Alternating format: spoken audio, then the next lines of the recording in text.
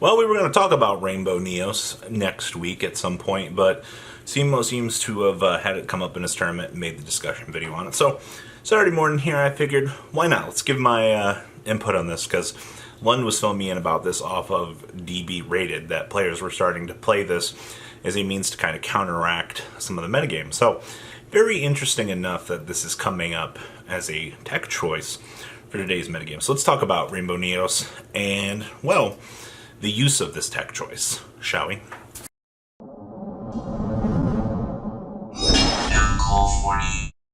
The Blue Lord demands that you like the video. So what's up, guys? Buttplug McGee here. So Rainbow Neos. Alright, we've officially dual linked real life here, and we're teching Neos Fusion, the Elemental Hero Neos, and a Rainbow Dragon. We're playing the Rainbow Dark Dragon, right? Like, we're cool enough for this. So here's what I gotta say about this. You know, we didn't learn our lesson with playing Garnets in our deck. But what if we play more Garnets in our deck? Alright? That's a lot of Garnets. Like, this is hilarious to me. Like, yes, we've finally come to the point that we have to abuse Neos in, well, the format that we're abusing it in now, because card's pretty good against Eldritch, let's be honest here. But, really? So, good news. You go Verte Anaconda, you make this. So you've already got you stick two monsters together. I believe the best way that I've seen this played, this format, has been with the whole Invoke Shaddoll thing. Oh boy, even more bricks. Who would have guessed? But Rainbow Neos does really what it needs to do for this deck, and it's literally, we disrupt our opponent's big key plays, alright? And by disrupt, I mean we make sure that this stuff can't recur itself back. So, we're dropping that stupid Neos Fusion off of the Verte Anaconda, which is the one that lets you fusion summon an extra deck monster that lists exactly two, by the way. I think it's very important. As material, including an Elemental Hero Neos, by sending monsters from your hand, deck, or field, ignoring its summoning conditions. For the rest of this turn, after this card resolves, you cannot special summon monsters. If you fusion monster you control that lists Elemental Hero Neos as material will be destroyed by battle or card effect, or shuffled into the extra deck by its own effect, you could banish this card instead. So basically this floats our requirement for when our friend wants to leave the field. Well, most of the Neos monsters like to attempt to warp on out during an end phase. But, so we're going that, we're dropping our two big bricks, by the way. Rainbow Dragon being the bigger of the bricks here. And we're bringing out the big guy. So big guy, Mr. Rainbow Neos himself. You have to fusion summon this card. Cannot be special summoned by other ways. And then once per turn, you can activate one of these effects. So you can send one monster you control to the graveyard, shuffle all monsters your opponent controls into the deck, so you get a free board wipe. By the way, 4,500. I think that's pretty relevant. You can send one spell and trap card you control to the graveyard, shuffle all spells and trap cards your opponent controls into the deck. So we get a back row wipe. Okay? Or we can mill the top card of our deck to shuffle all cards in our opponent's graveyard back into the deck. Alright, let's be honest here. Alright?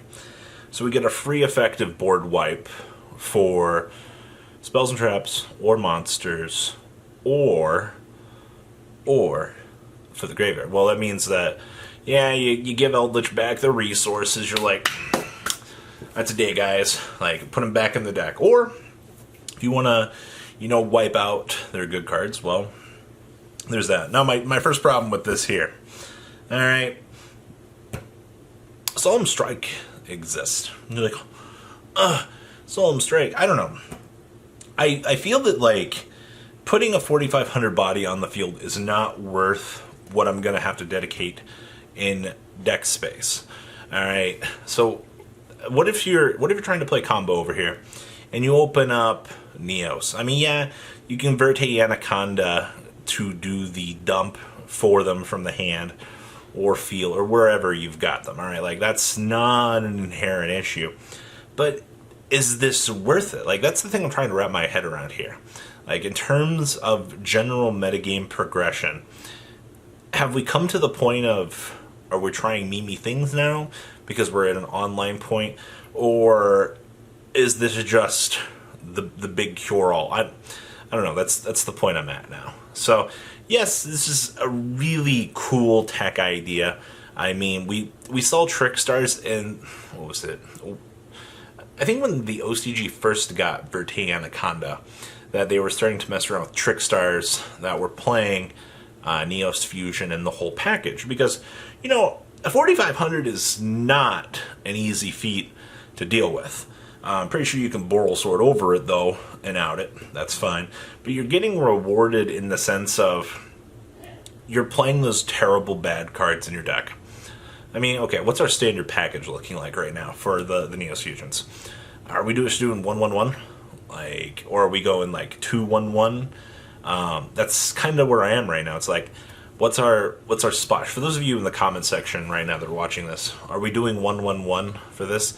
Now, I guess we can look at Dragoon of the Red here. Now, Dragoon of the Red with the whole Red Eyes fusion to put the big guy out on the field for the negate. It's almost like this is the same mentality. But the difference between, you know, Fatty here and, you know, Dragoon of the Red is Dragoon of the Red gives you a negate and a power climb. All right. You know, this is 45k continuously versus, you know, you're climbing this apex over time as each and every turn is kind of progressing. So that's kind of your trade-off here. Yes, you are getting that big gain, but really at what reward or what cost are you putting towards this? Also, you know, Dragoon gives you a Ring of Destruction effect versus this. So, I don't know, this kind of feels like the prelude to Dragoon of the Red, where people are like, well, you know, like, maybe we can substitute Dragoon of the Red and get kind of about the same effect here, all right? Once again, I'm not a big fan of the level of bricks that I have to include into my deck to get this disruption play on probably the hardest deck.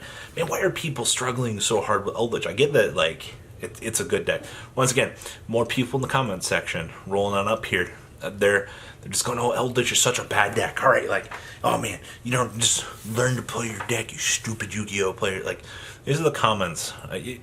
People are like, oh, Robbie, but you should tell us where the comments are. Literally go to the last, like, 2 to 3 videos, right through the comments. I'm literally sure that this one guy is just doesn't know how to play the game. But if Eldritch has become such a problem for these decks to handle, why are we going into Rainbow Neos at this point as an effective counter for this strategy? It's almost like it might be a problem for some people. Now, like I said, it's a better Witchcrafter deck, literally. This deck will just sit here, constantly grind you, all right? And what are you supposed to do? Like, okay, so you even the field, all right? And then during the end phase, they're like, want to see a magic trick? Pew, pew, pew. Set 3 cards. And you're like, that's really cool, guy. Like, that's an impressive strategy. I'm really glad that you brought that deck to play today. So, I don't know, I'm 2020 Yu-Gi-Oh out here, really a strange thing. We got Rock Synchro, people getting their rocks off, literally. We've now got Rainbow Neos deck. Rainbow Neos being teched is a counter to one of the best control strategies that this game has seen. Zombies are tier 1, by the way. I think that's the part that's most hilarious. You know, zombies being a viable tier 1 deck at this point, and players not really knowing how to, you know, handle this. You know, we thought that we would be like, oh yeah, Zombie World is a card to play with it, but it's like, nah, we're not even down this path. So, yes, Rainbow Neos starting to see play now as a counter to, well, Eldritch and some of your other cheesier plays, but I still don't think it's worth it. I just don't like playing the bricks, man. Like, those bricks that you're committing to that brick, But, you know, I will say here before we end this video, if you think you've got it bad drawing the Rainbow Neos every turn, I'm the guy that draws the Rainbow Dragon. All right, at least you can double tribute the Neos. All right, like, that's the good thing. All right, I'm drawing the Rainbow Dragon. All right, that's why we play the Dark Rainbow Dragon, so we feel cooler about it. So what do you guys think about Rainbow Neos seeing play as a tech choice right now? It's interesting. Like I said, I got wind of this a couple days ago off of some watching random dueling book.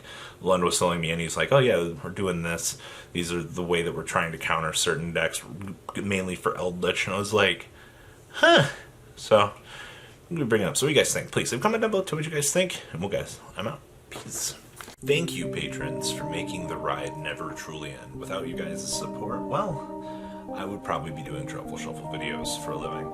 Guys, please check out VanCool40 for all of your Cardfight Vanguard content brought to you by MCool40. And if you are looking to pick up singles, check out mcoolgames.com for your trading card game needs. Thanks for watching, everybody.